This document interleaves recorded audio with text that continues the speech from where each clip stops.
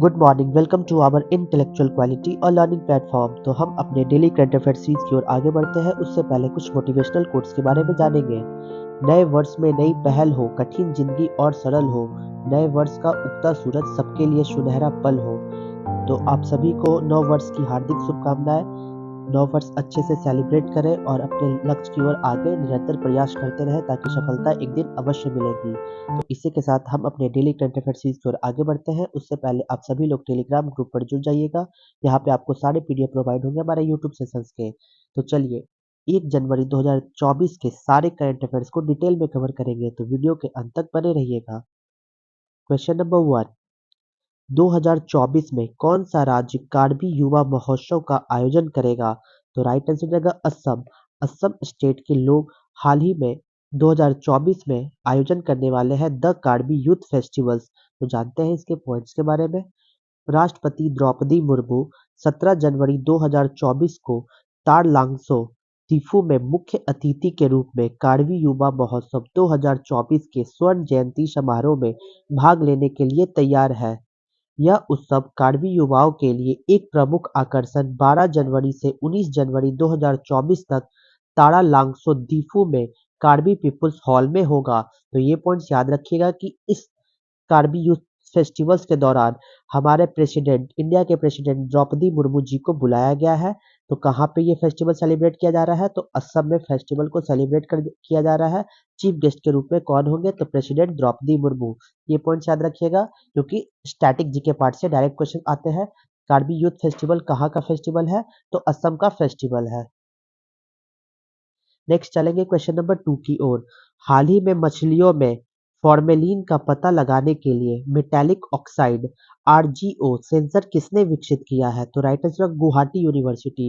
Guwahati university के द्वारा हाल ही में डेवलप किया गया मेटालिक ऑक्साइड आरजीओ एक प्रकार का सेंसर है जो डिटेक्ट करेगा फॉर्मेलिन ऑन इन फिशेस। मछलियों में फॉर्मेलिन को डिटेक्ट करने के लिए मेटालिक ऑक्साइड आरजीओ सेंसर का यूज किया जाएगा। तो जानते हैं क्या है इसके पॉइंट्स। असम के गुवाहाटी विश्वविद्यालय के शोधकर्ताओं की एक टीम ने धातु ऑक्साइड सह ग्राफीन ऑक्साइड, जिसे मेटालिक ऑक्साइड आरजीओ कहा गया, ये एक प्रकार की मिश्रण से बना एक नया सेंसर विकसित किया है जो कमरे के तापमान पर मछली में फॉर्मेलिन मिलावट का पता लगा सकते हैं। सेंसर ने मिलावटी मछली में फॉर्मेलिन का पता लगाने के लिए ग्राफीन ग्रेफाइट से प्राप्त एक सामग्री ऑक्साइड जीओ और टीन ऑक्साइड कम ग्राफीन ऑक्साइड कंपोजिट का उपयोग किया है। इसी के साथ ये ग्राफीन ऑक्साइड ग्राफीन का ऑक्सीकृत रूप है। उच्च समाधान प्रक्रियाशीलता और धातु या धातु ऑक्साइड या पॉलीमर जैसी अन्य सामग्रियों के साथ रासायनिक संशोधन में आसानी प्रदर्शित करता है। तो हमारा मेन पॉइंट ये हो जाएगा कि असम के गुवाहाटी यूनिवर्सिटी के द्वारा हाल ही में डेवलप किया गया एक नया सेंसर जिसका नाम है मेटालिक ऑक्साइड कम ग्राफीन ऑक्साइड, जिसे शॉर्ट फॉर्म में मेटालिक ऑक्साइड आरजीओ कहा जाता है। इसका क्या पर्पस होगा? तो ये डिटेक्ट करेगा फॉर्मेलिन एडल्ट्रेशन इन फिशेस। मछलियों में पाए जाने वाले फॉर्मेलिन को डिटेक्ट किया जाएगा इस सेंसर के द्वारा। तो चलिए नेक्स्ट क्वेश्चन नंबर 3 की ओर। हाल ही में चर्चित पॉम्पे रोग किससे संबंधित है? तो राइट आंसर है जेनेटिक डिसऑर्डर। जेनेटिक डिसऑर्डर से संबंधित रखता है पॉम्पे डिजीज। तो जानते हैं इसके पॉइंट्स के बारे में कि आखिर पॉम्पे डिजीज क्या है। भारत की पहली पॉम्पे रोगी निधि सिरोल की 24 वर्ष की आयु में अर्ध कोमा अवस्था में बीमारी से जूझने के बाद मृत्यु हो गई। ये पॉम्पे रोग एक दुर्लभ अनुवांशिक विकार है जिसे ग्लाइकोजन भंडारण रोग प्रकार द्वितीय के रूप में भी जाना जाता है, जो एंजाइम एसिड अल्फा ग्लूकोसिडेज जिसे जीएए कहा जाता है इसकी कमी के कारण होता है। यह एंजाइम कोशिकाओं के लाइसोसोम के भीतर ग्लाइकोजोन को ग्लूकोज में तोड़ने के लिए महत्वपूर्ण है। हालांकि पॉम्पे रोग का वर्तमान में कोई अस्थायी इलाज नहीं है, लेकिन लक्षणों से राहत पाने के लिए एक सामान्य उपचार पद्धति एंजाइम रिप्लेसमेंट थेरेपी, जिसे ईआरटी कहा जाता है, इसका क्या नाम है? एंजाइम रिप्लेसमेंट थेरेपी, जिसमें ग्लाइकोजन संचय को कम करने के लिए कमी वाले एंजाइम का उपयोग करना शामिल है। तो ये पॉइंट याद रखिए कि हाल ही में एक पॉम्पे डिजीज को देखा गया। ये पॉम्पे डिजीज क्या है? तो एक प्रकार का ये जेनेटिक डिसऑर्डर है जिसका अभी तक कोई इलाज नहीं मिला गया है। बस इसकी थोड़ी देर के लिए राहत हो सकती है, जिसका क्या प्रोसेस है? एंजाइम रिप्लेसमेंट थेरेपी एक प्रकार की प्रोसेस है जिससे थोड़े देर के लिए राहत मिल सकता है। किससे? तो पॉम्पे डिजीज से। ये एक प्रकार का जेनेटिक डिसऑर्डर है। इससे एक हमारे इंडिया की पहला एक निधि सिरोल को डेड हुआ है, यानी कि इनकी मृत्यु हो गई 24 वर्ष की आयु में पॉम्पे डिजीज की वजह से।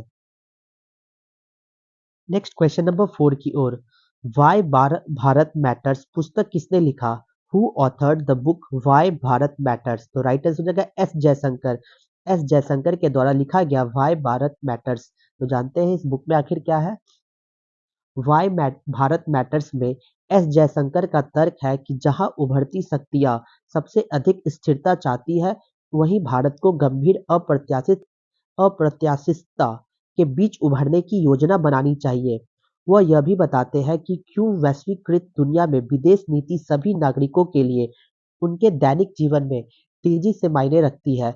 यह पुस्तक प्रत्येक भारतीय को हमारे समय की वास्तविकता को समझने और उस पर गंभीरता से विचार करने के लिए जरूर पढ़नी चाहिए, जो हर गुजरते दिन के साथ स्पष्ट होती जा रही है कि भारत मायने रखता है क्योंकि यह भारत है। ये पॉइंट याद रखना होगा कि ये बुक क्या है, क्योंकि बुक से डायरेक्ट क्वेश्चंस आते हैं। वाई भारत मैटर्स किसके द्वारा लिखा गया है?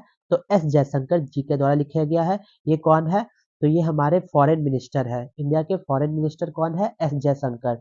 इनकी एक बुक लॉन्च हुई है, उस बुक का नाम क्या है? Why Bharat matters. तो नेक्स्ट चलेंगे क्वेश्चन नंबर 5 की ओर। केंद्रीय औद्योगिक सुरक्षा बल, जिसे सीआईएसएफ कहा जाता है, इसकी पहली महिला महानिदेशक के रूप में किसे नियुक्त किया गया? तो राइट आंसर हो जाएगा नीना सिंह को। नीना सिंह को हाल ही में अपॉइंट किया गया as the first women director general of central industrial security force CISF. तो जानते हैं इसके पॉइंट्स के बारे में। मीना सिंह को केंद्रीय औद्योगिक सुरक्षा बल की पहली महिला महानिदेशक के रूप में नियुक्त किया गया। यह राजस्थान कैडर की 1989 बैच की आईपीएस अधिकारी मीना सिंह वर्तमान में सीआईएसएफ की विशेष महानिदेशक है, जो पूरे देश में हवाई अड्डों, दिल्ली मेट्रो, सरकारी भवनों और रणनीतिक प्रतिष्ठानों की देखरेख करती है। मीना सिंह को मणिपुर कैडर अधिकारी के रूप में भारतीय पुलिस सेवा आईपीएस में शामिल किया गया था। हालांकि बाद में वह राजस्थान कैडर में चली गई। तो ये पॉइंट्स याद रखना होगा कि हाल ही में नीना सिंह को अपॉइंट किया गया as the first women director general of the CISF, central industrial security force की नई विमेन डायरेक्टर जनरल कौन बनी है? तो Nina Singh. Next question number 6 की ओर। हाल ही में क्षुद्र ग्रह एपोफिस का अध्ययन करने के लिए ऑसिरिक्स एपेक्स मिशन किसने लॉन्च किया है? तो राइट आंसर होगा यूनाइटेड स्टेट अमेरिका के द्वारा हाल ही में लॉन्च किया गया ऑसिरिक्स एपेक्स मिशन। तो जानते हैं कि आखिर ये ऑसिरिक्स एपेक्स मिशन क्या है। देखिए, नासा ने क्षुद्र ग्रह एपोफिस अराजकता के देवता का अध्ययन करने के लिए ऑसिरिक्स एपेक्स मिशन लॉन्च किया। ये ऑसिरिस एपेक्स या ऑसिरिस रिक्स का अनुवर्ती अप्रैल 2029 में क्षुद्र ग्रह की पृथ्वी से दुर्लभ निकटता के बाद क्षुद्र ग्रह एपोफिस में होने वाली भौतिक परिवर्तनों का अध्ययन करेगा। इसी के साथ ये एपोफिस अभी भी पृथ्वी से 5 साल दूर है, लेकिन जब यह अप्रैल 2029 में आएगा तो यह पृथ्वी की सतह के 20,000 मील के भीतर आ जाएगा, जिसे ऑरिस 6 कहा गया। 2020 में बेन्नु क्षुद्र ग्रह का नमूना एकत्र करने वाला पहला अमेरिकी मिशन 24 सितंबर 2023 को नमूना पृथ्वी पर लाया गया। इसलिए वैज्ञानिक ऑसिरिस एपेक्स के जरिए इस पर नजर रखेगा। इसके अतिरिक्त ऑसिरिस एपेक्स अंतरिक्ष यान एपोफिस की सतह का अध्ययन करेगा, जो संभवतः सिलिकेट या चट्टानी सामग्री और धातु, निकल और लोहे का मिश्रण से बना है। क्षुद्र ग्रह एपोफिस की खोज 2004 में की गई थी। एपोफिस की पहचान सबसे खतरनाक क्षुद्र ग्रहों में से एक के रूप में की गई थी, जो पृथ्वी को प्रभावित कर सकता है। कैलिफोर्निया में एनडीपी स्पेस नेटवर्क्स के गोल्डस्टोन कॉम्प्लेक्स और वेस्ट वर्जीनिया में ग्रीन बैंक टेलीस्कोप में रेडियो एंटेना द्वारा क्षुद्र ग्रह एपोफिक्स की छवियां रिकॉर्ड की गई। तो ये पॉइंट याद रखिए कि नासा के द्वारा हाल ही में लॉन्च किया जाएगा ऑसिरिस एपेक्स मिशन। तो ये क्या है? तो ये कब लॉन्च होगा? तो लगभग अप्रैल 2029 को लॉन्च होगा। तो इसकी योजना बनाया जा रहा है नासा के द्वारा। तो नासा कहाँ की है? तो यूनाइटेड स्टेट ऑफ अमेरिका की एक एजेंसी है, जिसे नासा कहते हैं हम लोग। जिस तरीके से इंडिया का इसरो है, तो वैसे ही यूएसए का क्या है? नासा। नेक्स्ट क्वेश्चन नंबर 7 की ओर। हाल ही में गणित श्रेणी में ब्रेक थ्रू अवार्ड 2024 के लिए किसे चुना गया है? तो राइट आंसर का साइमन ब्रेंडल को चुना गया है breakthrough award 2024 in the mathematics category में। तो जानते हैं इसके पॉइंट से। 2023 ब्रेक थ्रू पुरस्कार, जिसे विज्ञान का ऑस्कर कहा जाता है, भारत के पहले पॉम्पी रोगी की 24 वर्ष की आयु में मृत्यु हो गई। Oscar of science breakthrough पुरस्कार 2024 की घोषणा की गई। इसी के दौरान विजेताओं को 13 अप्रैल 2024 को लॉस एंजल्स में 10वें ब्रेक थ्रू पुरस्कार समारोह में सम्मानित किया जाएगा। इनमें जीवन विज्ञान, मौलिक भौतिकी और गणित में ब्रेक थ्रू पुरस्कार के 11 विजेता शामिल हैं, जिनके बीच $3 मिलियन का पुरस्कार साझा किया गया। तो ये पॉइंट्स आपको याद रखना होगा कि 2023 में ब्रेक थ्रू प्राइज का उद्घाटन कर दिया गया, अनाउंसमेंट कर दिया गया है, जिसके थ्रू क्या होगा कि 10 वैसे लोग हैं जिनको मैथमेटिक्स के क्षेत्र में, फंडामेंटल फिजिक्स के क्षेत्र में, लाइफ साइंस के क्षेत्र में 11 लोगों को ब्रेक थ्रू अवार्ड से सम्मानित किया जाएगा। नेक्स्ट क्वेश्चन नंबर 8 की ओर। हाल ही में राजस्थान उच्च न्यायालय के मुख्य न्यायाधीश के पद पर किसे नियुक्त किया गया? तो राइट आंसर का महेंद्र मोहन श्रीवास्तव को हाल ही में chief justice of Rajasthan high court नियुक्त किया गया है। तो जानते हैं इसके पॉइंट्स। सुप्रीम कोर्ट कॉलेजियम ने 5 उच्च न्यायालय के मुख्य न्यायाधीशों के रूप में नियुक्ति के लिए केंद्र का न्यायाधीश के नमूना की सिफारिश की है। इनकी नियुक्ति राजस्थान, पंजाब और हरियाणा, गुवाहाटी, इलाहाबाद और झारखंड हाईकोर्ट में की जाएगी। भारत के मुख्य न्यायाधीश DY Chandrachud supreme court collegium के अध्यक्ष हैं और न्यायमूर्ति संजीव खन्ना और BR गवई सदस्य हैं। राजस्थान उच्च न्यायालय के मुख्य न्यायाधीश के रूप में न्यायमूर्ति मनिंद्र मोहन श्रीवास्तव, पंजाब और हरियाणा उच्च न्यायालय के न्यायमूर्ति सिल नागू, गुवाहाटी उच्च न्यायालय के लिए विजय बिश्नोई, इलाहाबाद उच्च न्यायालय के लिए अरुण भंसाली और झारखंड उच्च न्यायालय के मुख्य न्यायाधीश के रूप में झा BR सारंगी के नाम की सिफारिश की गई है। तो यहाँ पे बताए गए सारे पॉइंट्स बहुत इंपॉर्टेंट है, क्योंकि कभी-कभी इससे भी क्वेश्चंस देखा जाता है। तो आपको मेन इंपॉर्टेंट पॉइंट रखना होगा कि राजस्थान के हाल ही में अपॉइंट किए गए चीफ जस्टिस, तो आपको ये पॉइंट्स याद रखना होगा। नेक्स्ट क्वेश्चन नंबर 9 की ओर। हाल ही में केंद्र सरकार ने किस राज्य के सशस्त्र संगठन उल्फा के साथ शांति समझौता पर हस्ताक्षर किए? तो राइट आंसर असम के साथ हाल ही में सेंट्रल गवर्नमेंट ने साइन किया गया है peace agreement with the ULFA armed organisation के तहत। तो जानते हैं इसके डिटेल पॉइंट्स के बारे में। केंद्र सरकार, असम सरकार और United liberation front of Assam यानी उल्फा के बीच त्रिपक्षीय समझौता पर 29 दिसंबर 2023 को हस्ताक्षर किए गए। इसका उद्देश्य उत्तर पूर्वी क्षेत्र में अस्थायी शांति स्थापित करना है और इसी के साथ शांति समझौता पर हस्ताक्षर के दौरान केंद्रीय गृह मंत्री अमित शाह, असम के मुख्यमंत्री हेमंत बिश्व शर्मा और अरविंद राज खोबा के नेतृत्व वाले उल्फा के वार्ता समर्थक गुट के 1 दर्जन से अधिक शीर्ष नेता यहाँ उपस्थित थे। यह समझौता स्वदेशी लोगों को सांस्कृतिक सुरक्षा और भूमि अधिकार प्रदान करने के अलावा असम से संबंधित कई लंबे समय से चले आ रहे राजनीतिक, आर्थिक और सामाजिक मुद्दों का ध्यान रखेगा।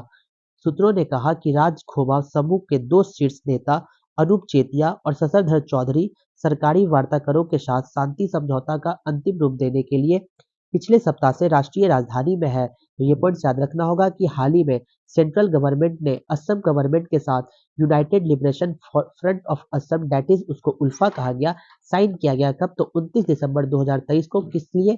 तो ताकि इस क्षेत्र में शांति बनी रहे। तो ये पॉइंट्स बहुत ही इंपॉर्टेंट हो जाएगा हमारे। नेक्स्ट क्वेश्चन नंबर 10 की ओर। हाल ही में प्रजा पालन कार्यक्रम कहाँ शुरू हुआ है? तो राइट आंसर हो जाएगा तेलंगाना। तेलंगाना में शुरू हुआ है प्रजा पालन प्रोग्राम।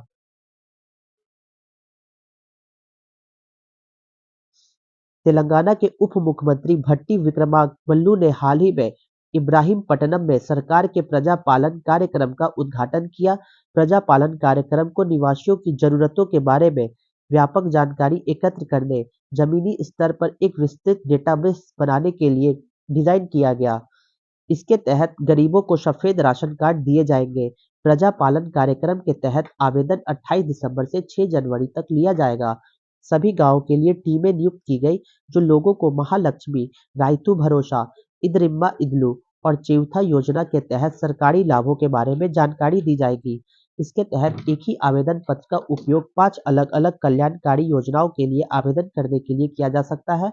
इस पहल में व्यक्तियों से आवेदन कर संग्रह शामिल है, जो सरकार का विधानसभा चुनाव के दौरान कांग्रेस द्वारा वादा की गई 6 गारंटियों के संभावित लाभार्थियों की पहचान करने में सक्षम बनाता है। तो ये पॉइंट याद रखिएगा कि हाल ही में तेलंगाना के न्यू डिप्टी सीएम भत्ती विक्रमकरा मल्लू जी के द्वारा अनाउंस किया गया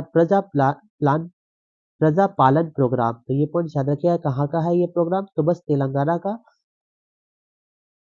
रिवीजन बैच में चलते हैं। 30 दिसंबर 2023 के सारे करंट अफेयर्स को रिवीजन मोड में कवर करेंगे। क्वेश्चन नंबर 1, हाल ही में भारतीय राष्ट्रीय कांग्रेस ने अपना स्थापना दिवस कहाँ मनाया? तो नागपुर में। कौन सा स्थापना दिवस था? तो 134th। क्वेश्चन नंबर 2, हाल ही में चर्चा में रहे काशीवादा की कारिबी परमाणु ऊर्जा संयंत्र का संबंध किससे है? तो जापान से है। क्वेश्चन नंबर 3, हाल ही में त्रिपुरारी शरण को किस राज्य का मुख्य सूचना आयुक्त नियुक्त किया गया? तो राइट आंसर होगा बिहार। क्वेश्चन नंबर 4, हाल ही में कैबिनेट ने भारत और किस देश के साथ प्रवासन और गतिशीलता समझौता को मंजूरी दी है? तो राइट आंसर हो जाएगा इटली के साथ। Question number 5, Ayodhya railway station में क्या बदलाव किया गया? तो उसका नाम चेंज किया है, अयोध्या धाम स्टेशन रखा गया है। क्वेश्चन नंबर 6, हाल ही में भारत ने किस देश से खरीदे गए कच्चे तेल के लिए पहली बार रुपए में भुगतान किए? तो राइट आंसर होगा यूनाइटेड अरब अमीरात के साथ। क्वेश्चन नंबर 7, हाल ही में जॉम्बी डियर डिजीज कहाँ रिकॉर्ड किया गया? तो राइट आंसर होगा यूनाइटेड स्टेट अमेरिका में। क्वेश्चन नंबर 8, हाल ही में संसद द्वारा पारित प्रेस आवधिक पत्रिका पंजीकरण विधेयक 2023 ने किस कानून को निरस्त कर दिया? तो press and registration of books act 1867 को। क्वेश्चन नंबर 9, जियो ने भारत जीपीटी प्रोग्राम के लिए किसके साथ सहयोग किया? तो राइट आंसर होगा आईआईटी बॉम्बे के साथ सहयोग किया। तो चलिए क्वेश्चन ऑफ द डे में चलते हैं। तो आज का क्वेश्चन क्या है? Which among the following phrases generally denotes national income? निम्नलिखित में से कौन सा वाक्यांश आमतौर पर राष्ट्रीय आय को दर्शाता है? Option A gross national products and market price, option B net national products at market price, option C gross national products at factor cost, या option D net national products at factor cost. तो answer आपको comment box में देना होगा। यहाँ तक video को देखने के लिए thank you so much guys. Video को ज़्यादा से ज़्यादा हो सके तो लाइक शेयर और सब्सक्राइब करें ताकि और भी कंटेंट आपके पास पहुंच सके। जय हिंद जय भारत दोस्तों।